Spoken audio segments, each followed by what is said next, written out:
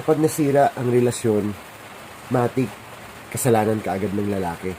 Yan ang assumption ng karamihan. Bakit lalaki lang ba ang marunong magloko? Sa panahon ngayon guys, marami na ring babae ang nagloloko. Lalo na sa social media.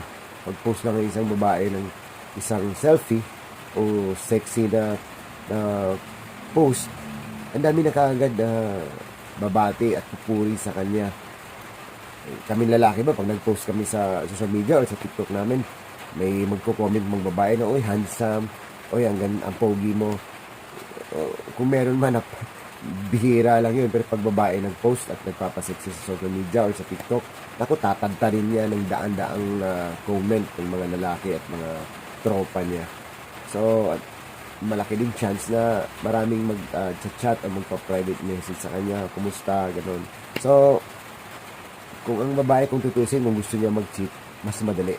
Kasi kaming lalaki, oo, marami din namang lalaki na nag-cheat, pero hindi ganun kadali. We have to put our best foot forward. Kailangan magpa-flex kami ng mga kakayahan namin, lalo na economic status namin.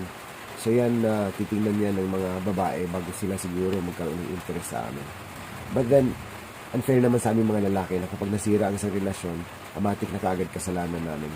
Kasi alam naman natin sa panahon ngayon, pati mga babae rin, marami na rin nagloloko. Kung manood kayo ng mga show ni Idol Raffy Tulfo, at kahit sa ibang mga social media platforms, marami na rin talagang babae na nawawala ng loyalty or faithfulness sa mga kanilang mga partner.